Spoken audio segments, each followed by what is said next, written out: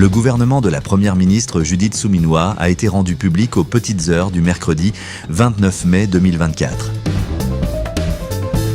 Cette première équipe de l'exécutif du second mandat du président Félix Tshisekedi, post-élection de décembre 2023, est réduite à 53 membres contre 57 du gouvernement Sama Lukonde. La nouvelle équipe gouvernementale compte 6 vice-premiers ministres, 9 ministres d'État, 24 ministres, 4 ministres délégués et 10 vice-ministres.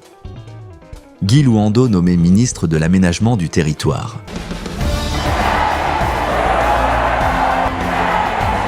Le sénateur Guy Luando Mboyo vient d'être maintenu ministre d'État à l'Aménagement du Territoire. Sénateur de la République démocratique du Congo en fonction depuis le 14 mai 2019, circonscription de Tchouapa, province issue du démembrement du Grand Équateur, le sénateur Guy Luando est plus connu dans le cadre des actions philanthropiques de sa fondation Ouidal.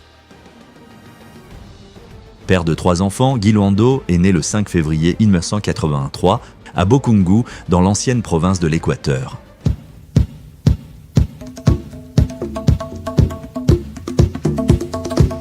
Avocat de formation, le sénateur Guy Luando est actuellement actionnaire principal de son cabinet d'avocats d'affaires mandataires judiciaires en mines et carrières. Il est également membre du conseil d'administration des sociétés tant locales qu'internationales, sans compter ses multiples interventions en tant que consultant expert dans plusieurs entreprises. Le ministre d'État, Guy Luando Mboyo, a marqué son mandat à la tête du ministère de l'Aménagement du Territoire en République démocratique du Congo par des efforts visibles pour transformer un service autrefois dilué dans d'autres secteurs en un ministère à part entière. Si des améliorations ont été observées dans la mise en place de nouvelles structures et de textes pour accompagner la vision renouvelée de ce ministère, les attentes des Congolais en matière de développement territorial restent vives.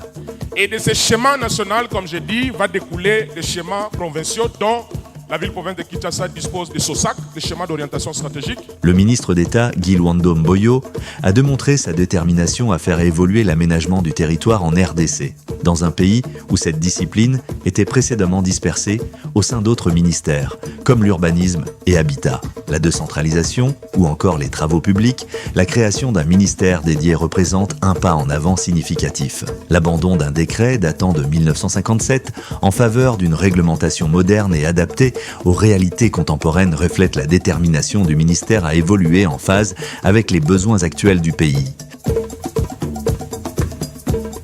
Bon vent au ministre d'État, Guy Luando, ministre de l'Aménagement du Territoire.